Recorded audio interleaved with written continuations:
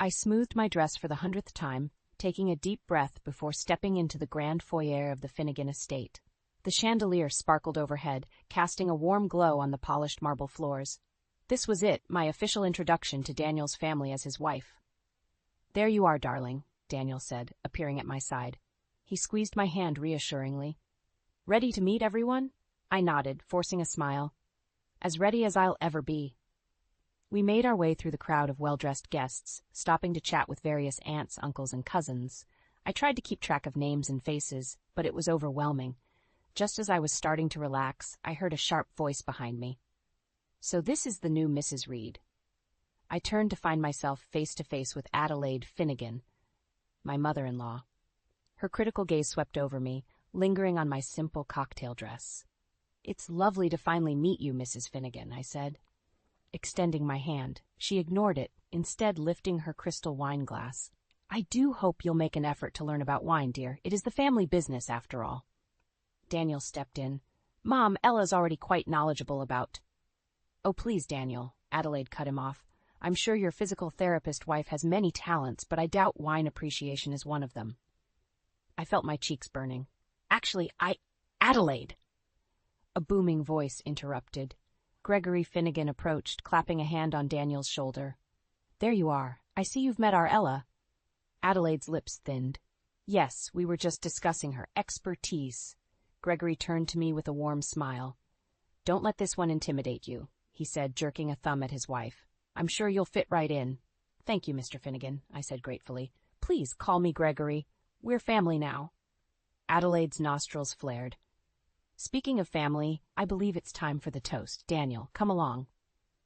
As they walked away, I overheard Adelaide hissing, "Really, Daniel, a physical therapist? What were you thinking?"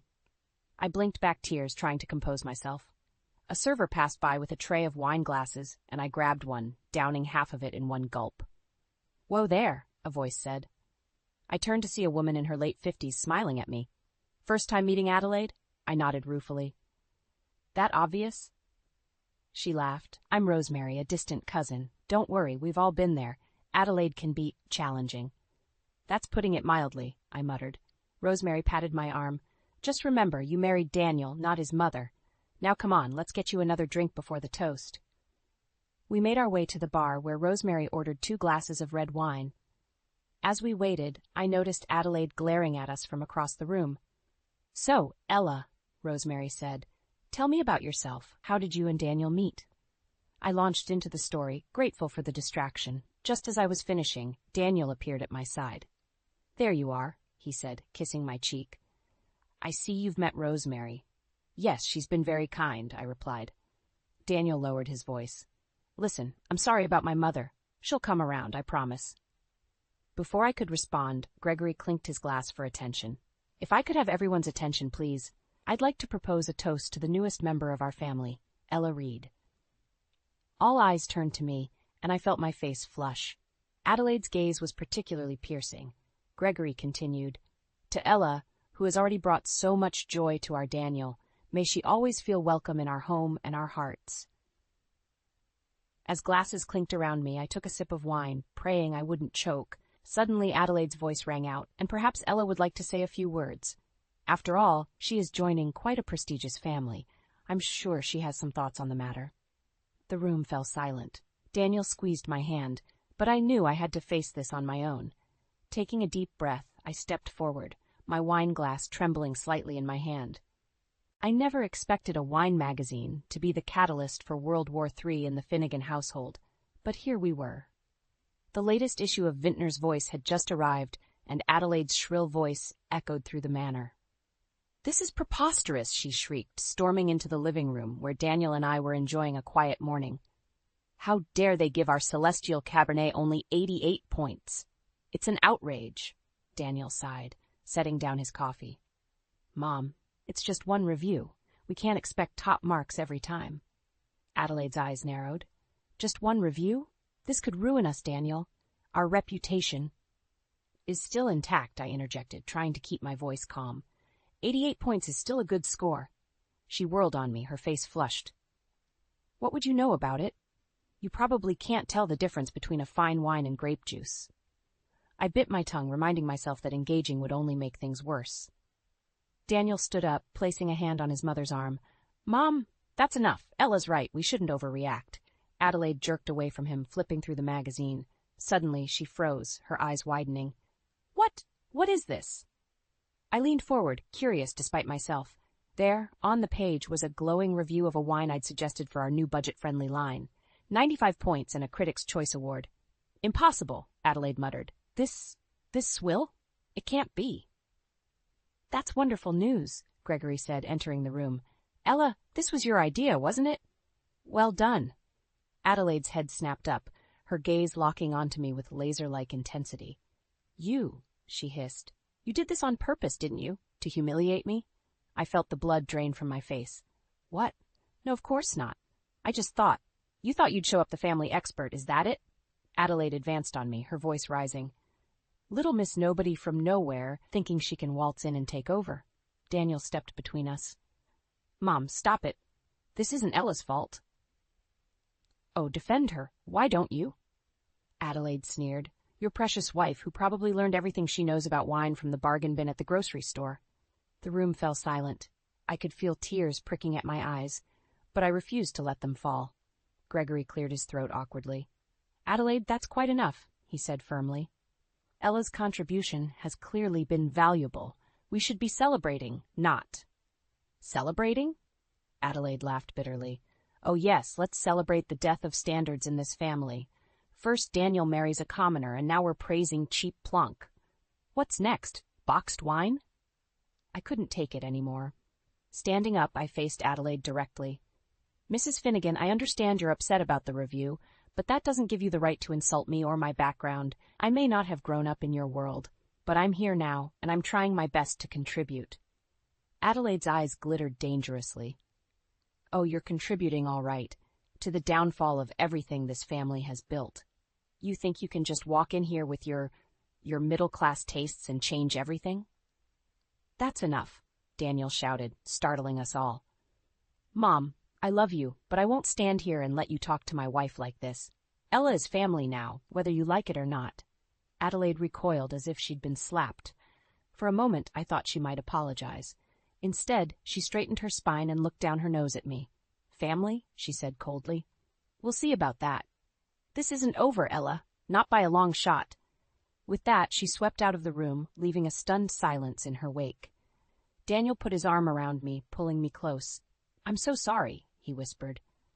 "I never thought she'd react like this." Gregory sighed heavily. "I'll talk to her. Try not to worry, Ella. This will blow over." But, as I watched him leave, following in Adelaide's wake, I couldn't shake the feeling that this was just the beginning. Adelaide's words echoed in my mind. This isn't over. I had a sinking feeling she was right, and that the worst was yet to come. The annual Finnegan family reunion was in full swing, and I felt like a fish out of water. Everywhere I turned, there were cousins, aunts, and uncles I'd never met, all eyeing me with a mixture of curiosity and suspicion. Adelaide's influence was clear. Whispers followed me like a shadow. "There's Daniel's new wife," I overheard one elderly aunt say. "The physical therapist. Can you imagine?" I gritted my teeth and plastered on a smile, determined not to let them see how much it hurt. Daniel squeezed my hand reassuringly as we made our rounds. "Don't let them get to you," he murmured. "They'll come around eventually." But as the day wore on, I wasn't so sure. Every attempt I made to connect was met with polite disinterest or thinly veiled disdain. Even Gregory, usually my ally, seemed distant and preoccupied. Things came to a head during dinner. I was seated between Daniel and Rosemary, grateful for at least one friendly face. Adelaide held court at the head of the table, regaling everyone with stories of the family's winemaking legacy. "Of course, maintaining our standards is of utmost importance," she said, her eyes flicking to me. "We can't let just anyone influence our process." I felt Daniel tense beside me. Before he could speak, I laid a hand on his arm. "It's okay," I whispered. "Let it go." But Adelaide wasn't finished. "Daniel, darling, why don't you tell everyone about the new vintage you're working on? The one using traditional methods?" Daniel cleared his throat. "Actually, Mom, I've been experimenting with some new techniques lately. Ella had some interesting ideas." "Ella?" Adelaide's laugh was like shattered glass. And what, pray tell, does a physical therapist know about winemaking? The table fell silent. I could feel every eye on me, waiting for my response. My cheeks burned, but I forced myself to meet Adelaide's gaze. I may not have grown up in the wine industry, I said quietly, but I've been learning, and sometimes a fresh perspective can lead to innovation. Adelaide's eyes narrowed. Innovation? Is that what we're calling it now? Diluting generations of expertise with amateur opinions? That's enough, Mom, Daniel said sharply. Ella's ideas have merit. The critics seem to think so, anyway. A collective gasp went around the table. Adelaide's face turned an alarming shade of red. How dare you bring that up here, she hissed, in front of the entire family. Why not? Daniel shot back. Aren't we supposed to celebrate each other's successes? The tension in the room was palpable. I wanted to disappear, to sink into the floor and vanish. But I forced myself to sit up straight, refusing to be cowed. Adelaide stood abruptly, her chair scraping against the floor. I will not sit here and be insulted in my own home. Daniel, when you're ready to remember where your loyalties should lie, you know where to find me. With that, she stormed out of the dining room. An uncomfortable silence descended, broken only by the clink of silverware as people awkwardly resumed eating. Gregory sighed heavily. I apologize for that, everyone. Please enjoy your meal. As dinner wrapped up, I retreated to the terrace, needing a moment alone. The cool night air was a balm to my frayed nerves. I heard footsteps behind me and turned, expecting to see Daniel. Instead, it was Gregory. Quite a show in there, he said, joining me at the railing. I nodded, not trusting myself to speak. You know, Gregory continued, Adelaide wasn't always like this. She used to be kinder, more open to new ideas. What changed? I asked softly.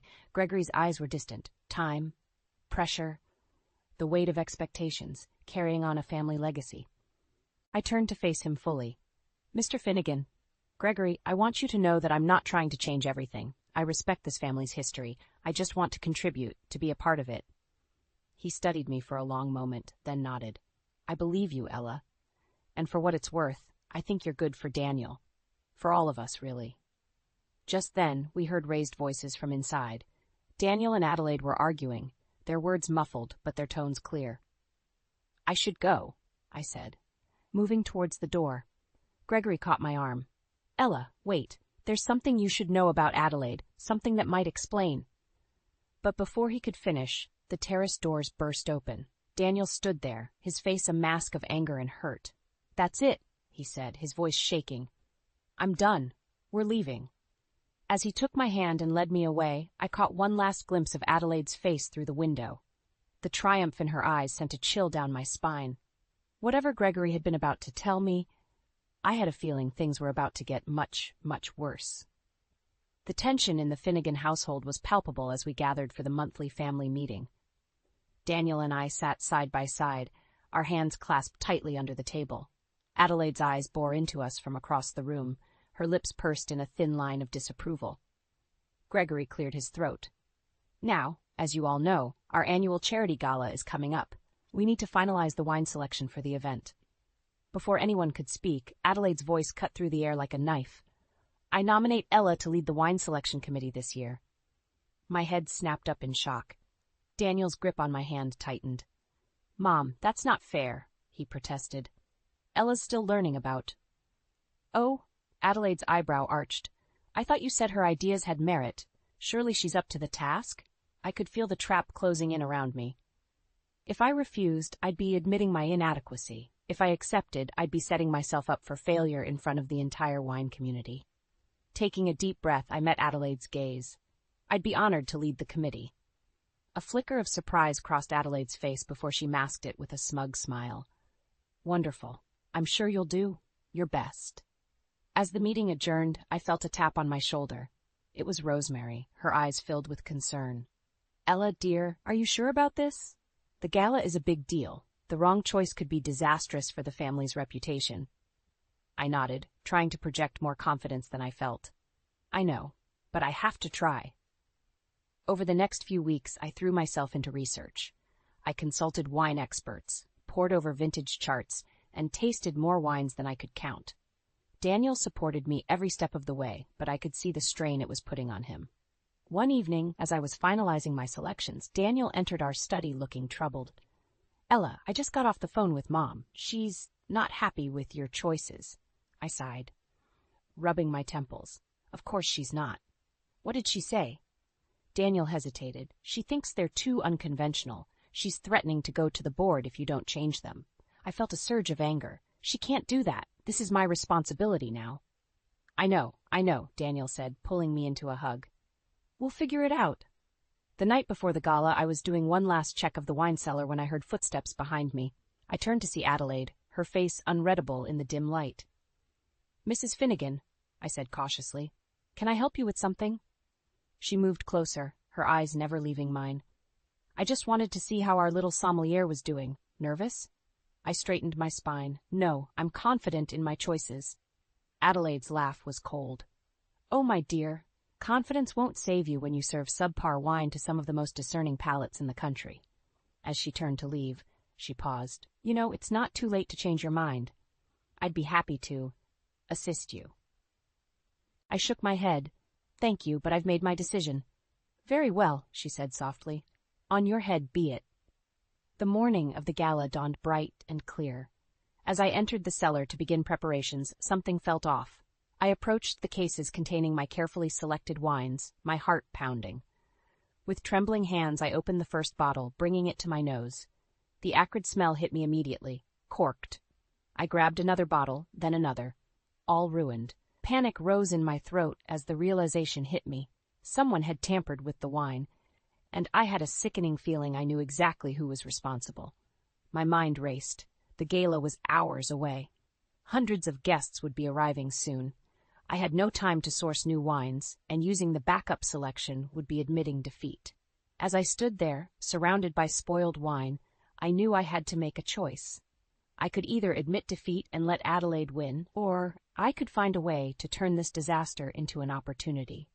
Taking a deep breath, I pulled out my phone. It was time to call in some favors and take the biggest risk of my life. The gala was in full swing, and I felt like I was walking on eggshells. My last-minute wine selections had arrived just in time, thanks to a few frantic calls to some industry contacts I'd made. As I surveyed the room, I could see guests mingling, crystal glasses in hand, none the wiser to the chaos that had preceded this moment. "Ella, darling." Adelaide's voice cut through the crowd. She glided towards me, a predatory smile on her face. "How are your selections being received?" I forced a smile. "Quite well, thank you. The Malbec seems to be a particular hit." Adelaide's eyes narrowed. "Is that so? How unexpected." Before I could respond, Gregory appeared at my side. "Ella, my dear, I must say I'm impressed. The wines are exquisite. Where did you source that Chenin Blanc?" I opened my mouth to answer, but Adelaide cut in. "Yes, Ella, do tell us. I'm sure we'd all love to know where you found such unique choices at the last minute." The accusation in her tone was clear. I felt a bead of sweat form on my brow. Suddenly, a commotion near the buffet table caught everyone's attention.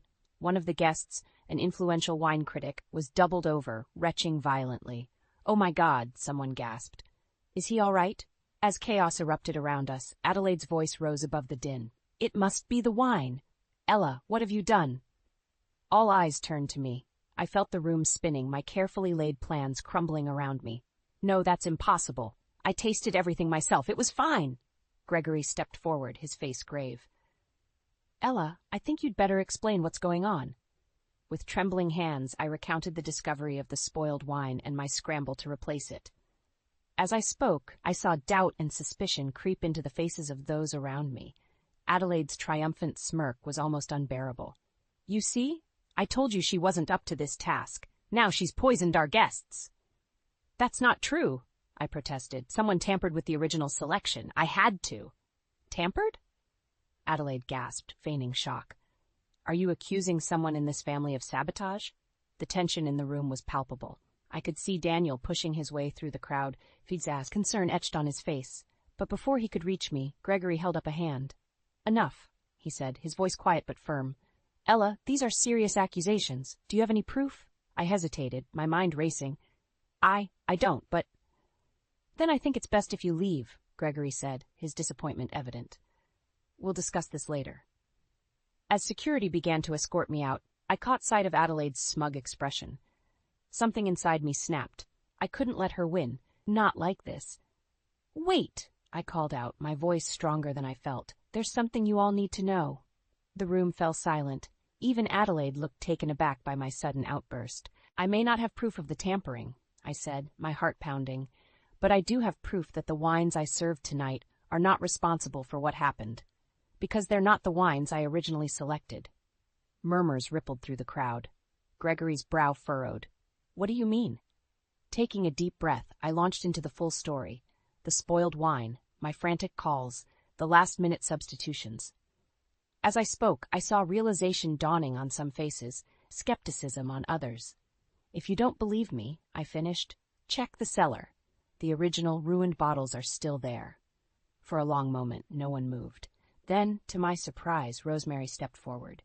"I'll go with you," she said. "I want to see for myself." As we turned to leave, I caught Adelaide's eye. The look of fury and fear on her face told me everything I needed to know. This was far from over, but for the first time, I felt like I might have a fighting chance. Gregory's voice stopped us at the door. "Ella," he said, his tone unreadable. "When we return, I expect a full explanation, and if what you're saying is true, there will be consequences." I nodded, squaring my shoulders. As we headed for the cellar, I knew that whatever happened next would change everything. The truth was about to come out, and there was no turning back now. The cellar was eerily quiet as Rosemary and I descended the stairs, followed closely by Gregory and a handful of curious guests. The weight of the moment pressed down on me, making each step feel like a mile. "Here," I said, my voice echoing in the cavernous space. "This is where I found the spoiled wine." I led them to the rack where I'd made my grim discovery earlier that day. With trembling hands, I pulled out a bottle and uncorked it. The acrid smell of vinegar filled the air, causing several people to recoil. "Good Lord," Gregory muttered, his face pale. This is unthinkable." Rosemary stepped forward, her brow furrowed. "Ella, dear, when exactly did you discover this?" I recounted the events of the morning, watching as understanding dawned on their faces. As I finished, Rosemary's eyes widened. "I saw Adelaide down here early this morning," she said slowly. "She said she was doing a final check, but—" A collective gasp went through the group. Gregory's face hardened. "Are you certain, Rosemary?" She nodded, her expression grim. "Positive. I didn't think anything of it at the time, but now—" Before anyone could respond, we heard footsteps on the stairs. Adelaide appeared, her face a mask of concern that didn't quite reach her eyes. "What's going on down here?" she asked, her gaze darting between us. "Shouldn't we be attending to our guests?" Gregory turned to face his wife, his voice low and dangerous. "Adelaide, did you tamper with the wine?" For a moment, Adelaide's composure slipped. I saw fear flash in her eyes before she recovered. "Gregory, darling, what are you talking about? Of course not." "Then how do you explain this?" I asked, holding up the spoiled bottle. Adelaide's eyes narrowed. "Well, clearly you've made a mistake in your selections. I told you she wasn't up to this task, Gregory." But her words lacked their usual venom. I could see doubt creeping into the faces around us. Suddenly, Daniel burst into the cellar, his face flushed. "What's going on? Ella, are you okay?" Before I could answer, Rosemary spoke up. "Daniel, I'm afraid we've uncovered something rather disturbing. It appears your mother may have sabotaged Ella's wine selection." Daniel's face went from confusion to shock to anger in a matter of seconds. "Mom, is this true?" Adelaide's carefully constructed facade began to crumble. "Daniel, sweetheart, you can't possibly believe—" "I saw you, Adelaide," Rosemary interrupted. "This morning in the cellar. You were here alone with the wine." The silence that followed was deafening. Adelaide's gaze darted around the room, looking for an ally and finding none. Finally, her shoulders sagged. "You don't understand," she whispered. "I was trying to protect us, our legacy. She jabbed a finger at me, was going to ruin everything with her common tastes and lack of refinement." The admission hung in the air, heavy and suffocating. I felt Daniel's hand slip into mine, squeezing tightly. Gregory's voice, when he spoke, was filled with a quiet fury. "Adelaide, do you realize what you've done? You've not only betrayed our family, but potentially put our guests at risk. This is unforgivable." Adelaide's face crumpled. "Gregory, please." But he held up a hand, silencing her. "We'll discuss this later. For now, I think it's best if you retire to your room. We have a gala to salvage." As Adelaide was led away, her sobs echoing through the cellar, I felt a strange mix of vindication and sadness. I'd won, but at what cost? Gregory turned to me, his expression unreadable. "Ella, I owe you an apology, and I believe we all owe you our gratitude. Your quick thinking may have saved us from disaster." The others murmured in agreement, but I barely heard them. My mind was reeling, trying to process everything that had just happened. As we made our way back upstairs, Daniel pulled me aside. "Ella, I'm so sorry. I never thought my mother would go this far." I looked into his eyes, seeing the pain and conflict there. "What happens now?" I asked, my voice barely above a whisper. Daniel shook his head. "I don't know, but whatever comes next, we'll face it together." As we rejoined the gala, I couldn't shake the feeling that this was just the beginning. The truth was out, but the real battle was far from over. The gala had devolved into a maelstrom of whispers and sidelong glances. As Daniel and I re-entered the main hall, the tension was palpable. Gregory cleared his throat, addressing the crowd. "Ladies and gentlemen, I apologize for the interruption. We've had a situation arise that requires our immediate attention. I'm afraid we'll have to cut the evening short." A chorus of murmurs rippled through the guests.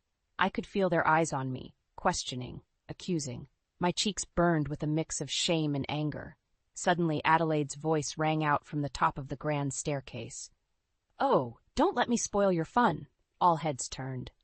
Adelaide stood there, her hair disheveled, a half-empty wine bottle clutched in her hand. She looked wild, unhinged. "Mother," Daniel said, his voice low and warning, "please don't do this." But Adelaide was beyond reason. She descended the stairs, her eyes locked on me. "You," she spat, "you little upstart. You think you can waltz in here and destroy everything I've built?" I stood my ground, even as my heart raced. "Adelaide, I never wanted to destroy anything. I just wanted to be part of this family."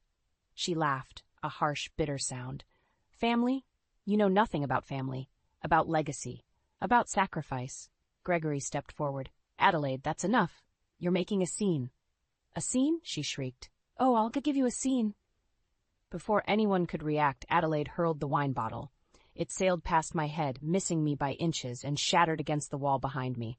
Red wine splattered across the pristine white paint like blood. Gasps and screams filled the air. Daniel pulled me close, shielding me with his body. But I gently pushed him aside, facing Adelaide head-on. "Why?" I asked, my voice surprisingly steady. "Why do you hate me so much?" For a moment, Adelaide's mask slipped. I saw pain, fear, and something that looked almost like regret flash across her face. But then the hatred returned, fiercer than ever. "Because you're everything I never got to be," she hissed. "Young, free, loved for who you are instead of what you represent. Do you have any idea what it's like to spend your entire life living up to someone else's expectations?" The room fell silent. Even the guests seemed to be holding their breath. Gregory's voice, when he spoke, was filled with a quiet fury I'd never heard before. "Adelaide, that's enough. You've gone too far this time." He turned to face the stunned crowd.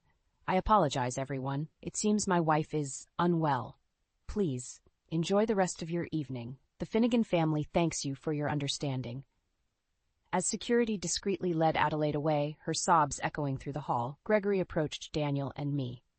"Ella," he said, his voice heavy with emotion, "I owe you an apology. I should have seen what was happening, should have put a stop to it long ago." I shook my head, feeling suddenly exhausted. "You couldn't have known." Gregory's eyes were sad. "Perhaps not, but I should have. Adelaide's behavior, it's been building for years. I just didn't want to see it." He straightened, his face set with resolve. "I want you both to know that I intend to separate from Adelaide. Her actions tonight, and everything leading up to it, are unforgivable." Daniel gasped. "Dad, are you sure?" Gregory nodded. "It's long overdue, son. And Ella," he turned to me, "I hope you can forgive us. Forgive me for everything you've endured." I felt tears welling up in my eyes. "Of course, Gregory. But before I could finish, a commotion erupted near the entrance. Adelaide had broken free from security and was storming back into the hall, her face a mask of fury. "You think this is over?" she screamed. "You think you can just cast me aside like yesterday's trash? I made this family what it is." As she lunged towards us, time seemed to slow. I saw the glint of something metallic in her hand. A corkscrew. its point aimed directly at me. In that moment, everything hung in the balance. My life, my future with Daniel, the fate of the Finnegan family, it all came down to what happened in the next few seconds. As Adelaide closed in, I made a split-second decision. I wouldn't cower. I wouldn't run. Whatever came next, I would face it head-on, just as I had every other challenge since joining this family. I stood my ground, staring into Adelaide's eyes, silently daring her to do her worst. As Adelaide lunged at me, time seemed to slow. I saw the glint of the corkscrew, heard Daniel's shout of alarm, felt the collective gasp of the crowd, but I stood my ground, my eyes locked on Adelaide's. In that moment, something shifted.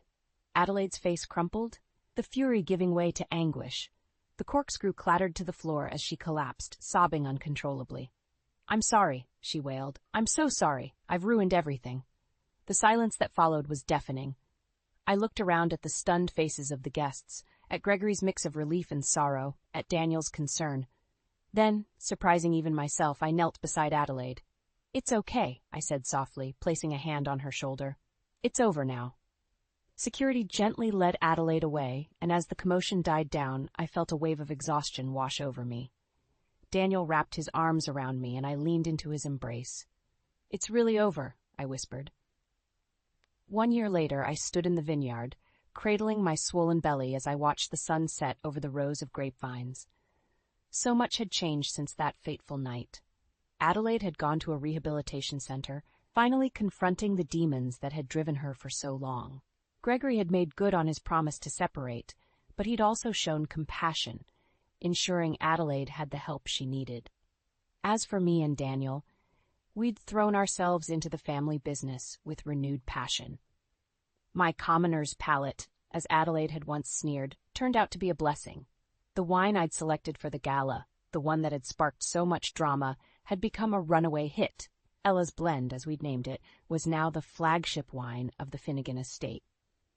Its success had opened doors I never thought possible, allowing us to modernize the winery while respecting its rich history.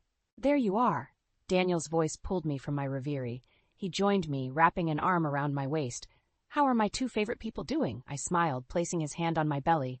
"We're perfect, just enjoying the view." "It's beautiful, isn't it?" he mused. "You know, I never truly appreciated all this until you came along." I leaned into him, feeling a surge of love and gratitude. "It's more than I ever dreamed of." Just then, we heard a car approaching.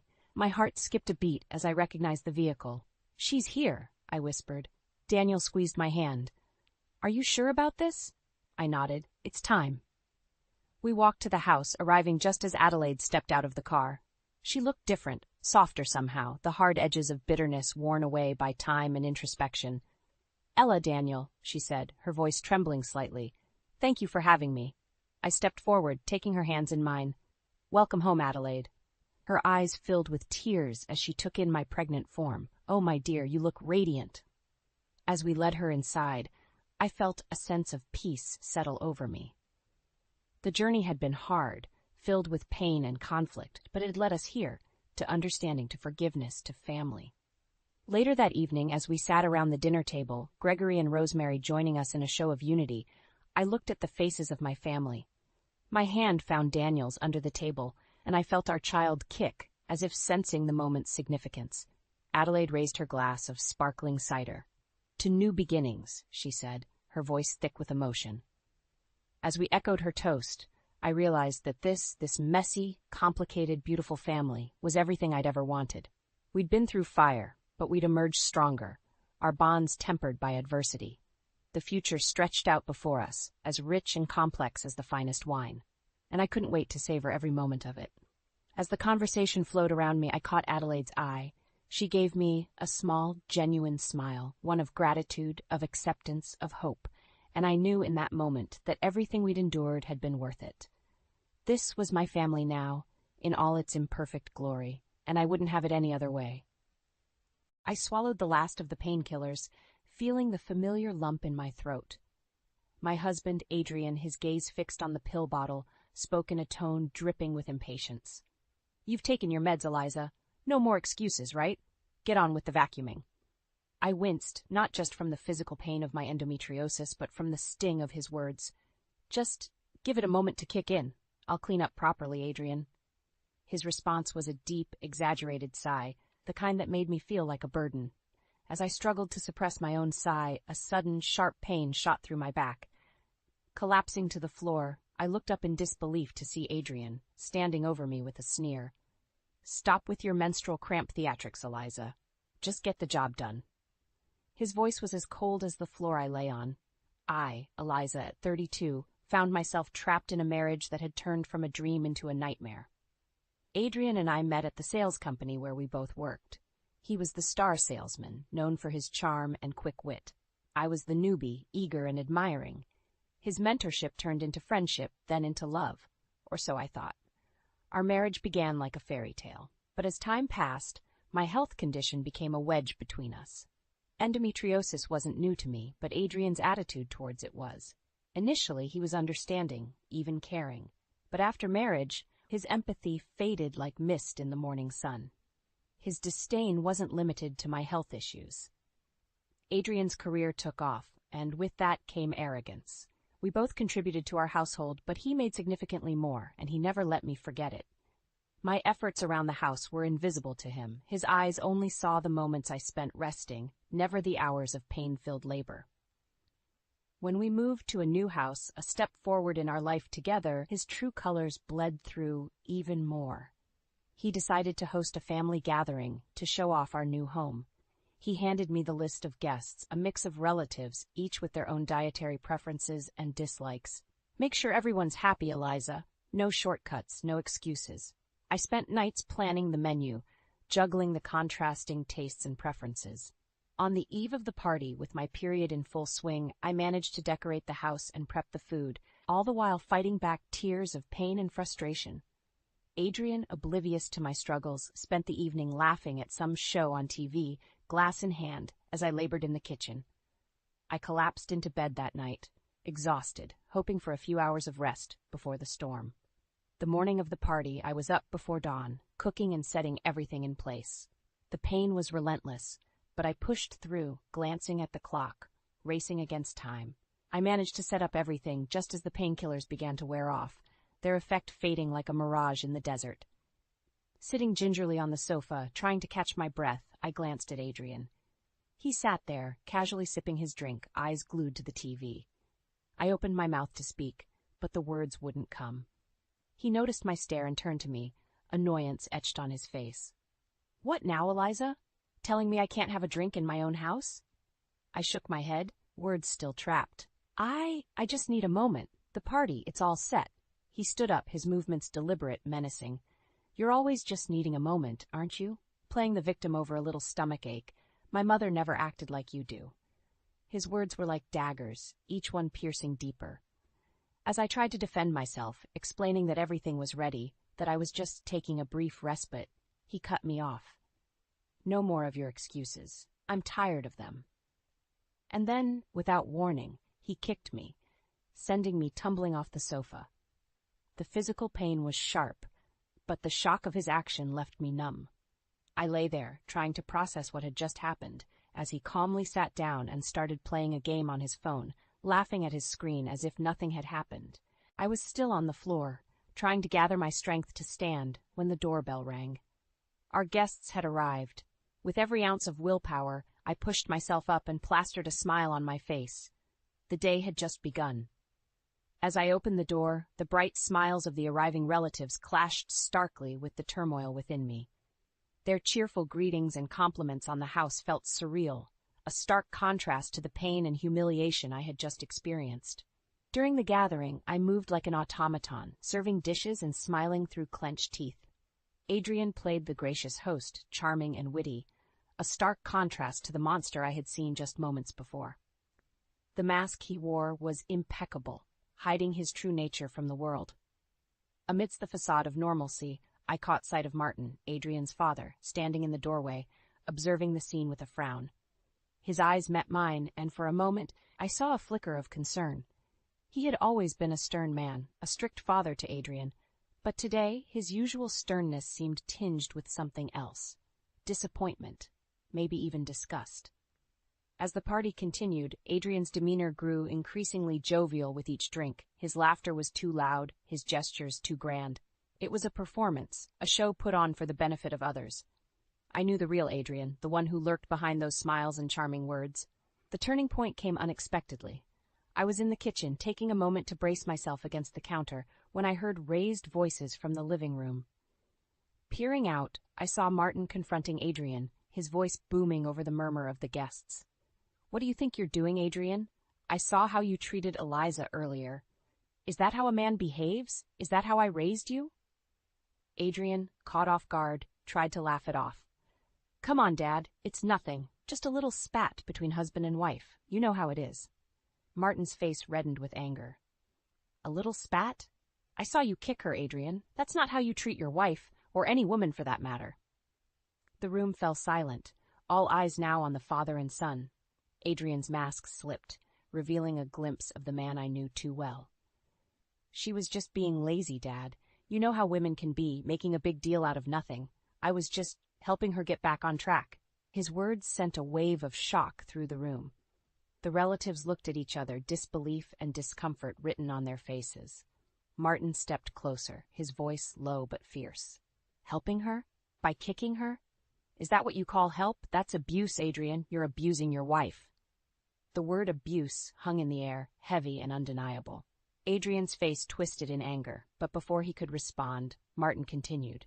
"Your mother would be ashamed to see the man you've become. I'm ashamed. You're my son, but I won't stand by and watch you treat your wife like this." Adrian, now visibly shaken, tried to regain his composure. "Dad, you're overreacting. It's not like I hit her or anything. It was just a kick, a wake-up call."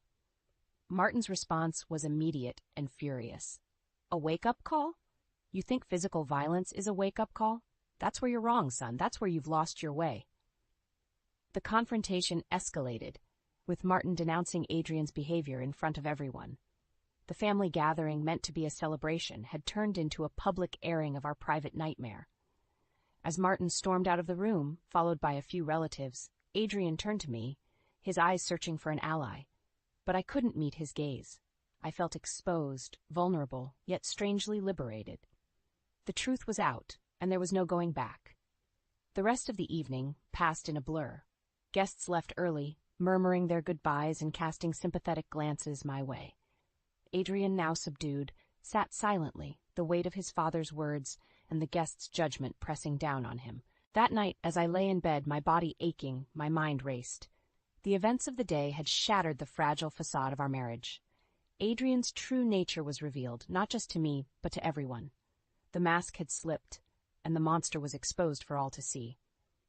The morning after the party, the house was silent, a stark contrast to the previous day's chaos. I sat at the kitchen table, nursing a cup of coffee, lost in thought. The events of yesterday replayed in my mind, each word, each look, cutting deeper than before. Adrian had left early, muttering something about clearing his head. The house felt different without his looming presence. Quieter, but not necessarily more peaceful. My thoughts were interrupted by a knock at the door. It was Martin. He stood there, a mix of anger and sorrow in his eyes. "May I come in, Eliza?" His voice was softer than I had ever heard it. I nodded, leading him into the living room. We sat in silence for a moment before he spoke. "I can't begin to express how sorry I am for what happened yesterday, for what my son did to you." His apology was sincere, but it did little to ease the turmoil inside me. "Thank you, Martin, but apologies won't change what happened." He nodded, his face lined with regret. "I know, and that's what I'm here to talk about. You see, Adrian's behavior, it didn't come out of nowhere. It's my fault, partly." I looked at him, surprised. Martin, always so stern and unyielding, was admitting fault. When I was younger, I wasn't the best husband to Adrian's mother. I was tough, demanding. I believed in discipline and keeping a tight ship. I thought I was doing right by my family, but I was wrong, so very wrong. His voice cracked, and for a moment I saw the man behind the facade, a man full of regrets. Adrian grew up watching me, learning from me. I thought I was teaching him to be strong, to be a man, but all I taught him was how to be hard, how to be cold. The revelation was a shock. I had always seen Martin as the unshakable patriarch, never questioning his methods or his influence. "Martin, You can't blame yourself for Adrian's actions. He's an adult. He makes his own choices. Martin shook his head. That's just it, Eliza. We're all products of our upbringing, to some extent. I set a bad example, and Adrian followed it. I've realized that too late. There was a long pause before he continued. But that's not all. I'm here to tell you that you don't have to endure this. You have a choice, Eliza. You can leave Adrian, and I'll support you, financially, legally, whatever you need. His offer took me by surprise. Leave Adrian?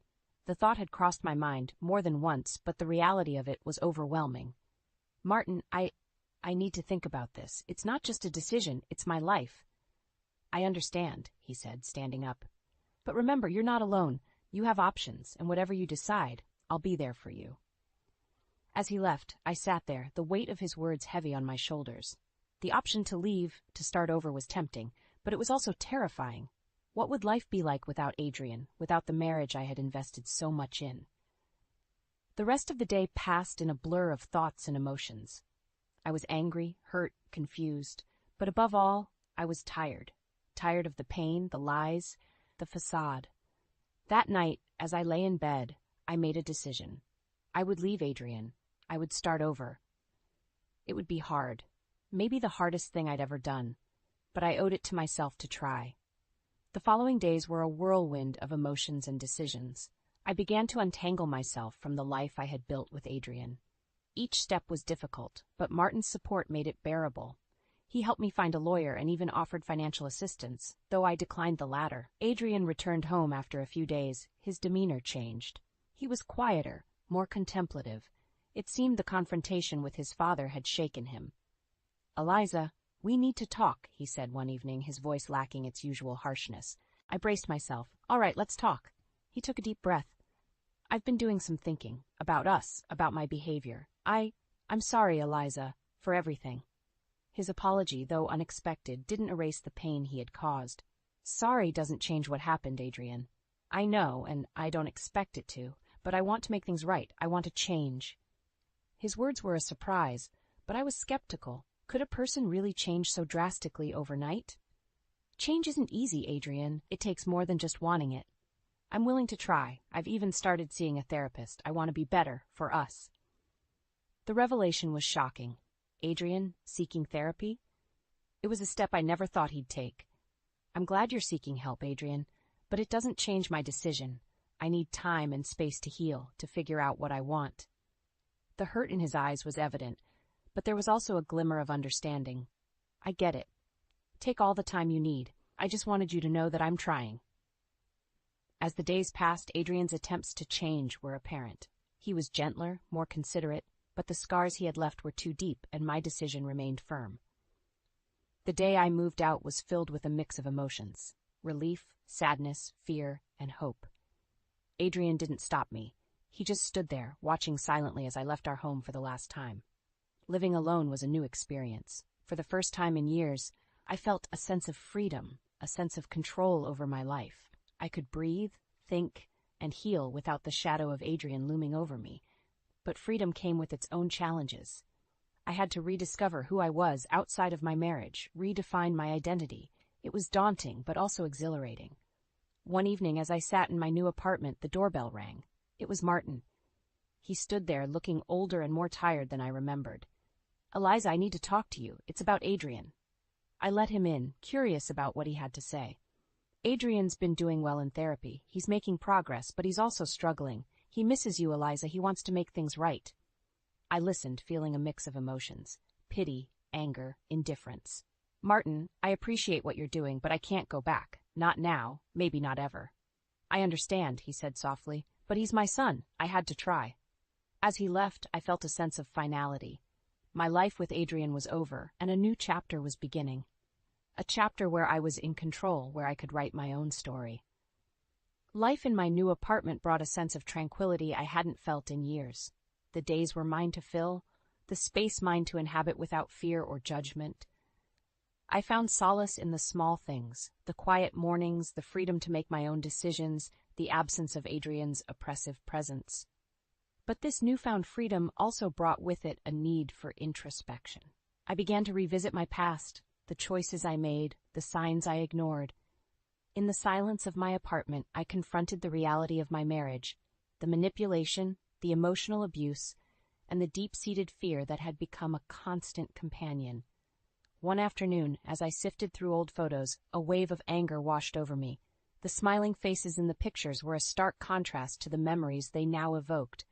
How had I let myself be treated that way? How had I stayed for so long? It was then that I realized my journey wasn't just about healing.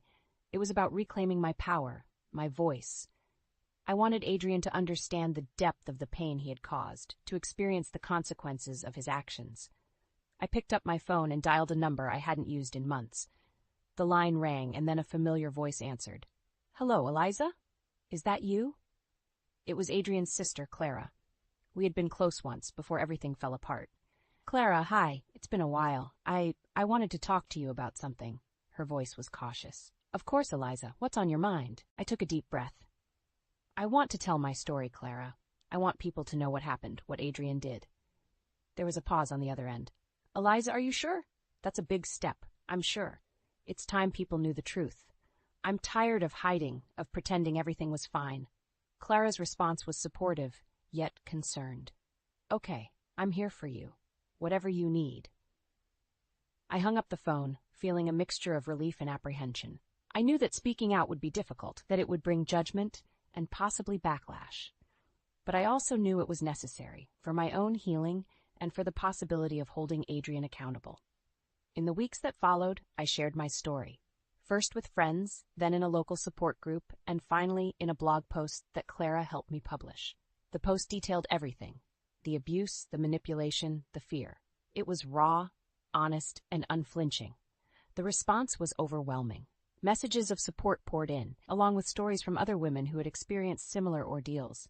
But there were also those who doubted, who questioned my motives, who stood by Adrian. Adrian's reaction was a mix of shock and anger. He called me, his voice shaking with emotion. "Eliza, why did you do this? Why are you trying to destroy me?" I felt a surge of empowerment. "I'm not trying to destroy you, Adrian. I'm trying to heal. And part of that healing is speaking my truth." His pleas turned to threats, to bargaining, but I stood firm. I had found my voice, and I wasn't going to be silenced again. As the days passed, the impact of my revelation became apparent.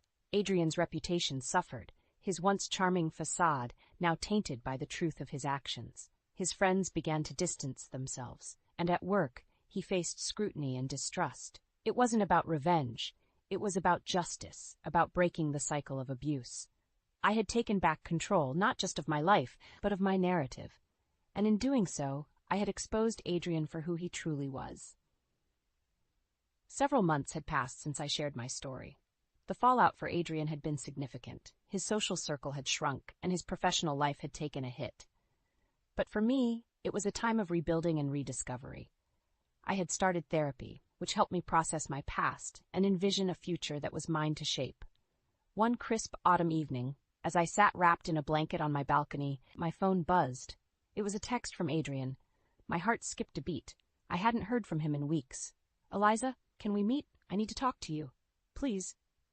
Against my better judgment, curiosity got the better of me. I agreed to meet him at a nearby cafe the next day. Sitting across from Adrian in the cafe, I noticed the changes in him. He looked older, warier. The arrogance that once defined him seemed to have dissipated. "Eliza, thank you for coming," he began, his voice unsteady. "I've been doing a lot of thinking, a lot of therapy, and I realize now how much harm I've caused you." His words were a stark contrast to the man I had known. "Adrian, words are one thing, actions are another. What do you want from me?" He sighed, looking down at his hands. "I don't expect forgiveness or for you to come back. I just wanted to apologize, truly apologize, and to tell you that I'm working on myself, trying to be a better person." The sincerity in his voice was unexpected, but it didn't erase the past. "That's good to hear, Adrian, but it doesn't change what happened. It doesn't change the fact that I've moved on." He nodded, a sad smile on his lips. "I know, and I'm happy for you, truly. I just hope that one day you can look back and see that I'm not the same person I was." The conversation was a strange mix of closure and revelation. As we parted ways, a part of me felt lighter, while another part remained cautious, wary of the man he once was and might still be. Returning to my apartment, I reflected on the encounter. Adrian's apology, his apparent change, it was more than I had expected. But it didn't alter the course I was on. My journey was my own now, no longer tied to him or his redemption. Days turned into weeks, and life settled into a new rhythm. My blog had become a platform for discussion and support, connecting me with a community of people who shared similar experiences. My story had struck a chord, and in sharing it, I had found purpose and strength. Adrian, meanwhile, continued his therapy and reportedly made strides in changing his behavior. Rumors reached me through mutual acquaintances. Some expressed skepticism, others noted genuine improvements. But to me, Adrian's journey was no longer my concern. My focus was on my path, my healing. As I lay in bed one night, a realization dawned on me. In seeking justice, in speaking my truth, I had not only exposed Adrian, but freed myself from the chains of our toxic relationship. The pain he had caused was still a part of me, but it no longer defined me. I had found my voice, my strength, and with that, I had found a new beginning, a new chapter where I was the author, and the story was mine to write. Months had passed since my last encounter with Adrian. My life had taken on a new shape, filled with possibilities and free from the shadows of my past. I had immersed myself in new activities, met new people, and even started dating again. Cautiously, but with a renewed sense of hope. One rainy afternoon, as I sat in my living room, the familiar chime of an email notification broke the silence. It was from Adrian. My heart raced as I opened it, unsure of what to expect. "Eliza, I know you've moved on, and I'm trying to do the same. I'm leaving town, starting fresh in a new city. Before I go, I wanted to thank you. Thank you for opening my eyes to the pain I caused, not just to you, but to myself. I'm sorry for everything, and I hope one day you can truly forgive me. Adrian." The email was a surprise, a final acknowledgement of the change he had promised. I sat there, staring at the screen, a mix of emotions swirling inside me. Adrian leaving town felt like the closing of a chapter, a final severing of the ties that bound us. I replied with a simple message. "Thank you for the apology, Adrian. I wish you well in your new life." Hitting send felt like a weight lifting off my shoulders. It was an act of closure, of letting go of the past and embracing the future. The weeks that followed were a testament to the change in my life. My blog had grown into a small community of support and empowerment. I had started writing a book about my experiences, hoping to inspire others who might be in similar situations. One evening, as I sat at my desk, the phone rang. It was Clara, Adrian's sister. "Eliza, I just wanted to say I'm proud of you. You've turned something terrible into something positive. You're an inspiration." Her words warmed my heart. "Thank you, Clara. It means a lot coming from you." As we talked, I realized how far I had come. From a victim of abuse to a voice of empowerment. My story had not only helped me heal, but had also touched the lives of others. Clara's call ended with an invitation to a family gathering. I hesitated at first, but then accepted. It was a chance to reconnect with those who had been a part of my life, to show them the person I had become. The gathering was a bittersweet reunion. There were moments of awkwardness, but also moments of genuine connection. I realized that while my relationship with Adrian was over, my relationships with others in his family didn't have to be. As I drove home that evening, the city lights reflecting in the rain-soaked streets, I felt a sense of peace. The journey I had embarked on had been long and challenging, but it had led me to a place of strength and self-discovery. My story was one of many, a single thread in the tapestry of life, but it was a thread woven with resilience, courage, and hope, a testament to the power of speaking out, of standing up for oneself. I had found my voice in the darkness, and in doing so, I had found the light. And with that light, I stepped forward into a new dawn, ready to write the next chapter of my life.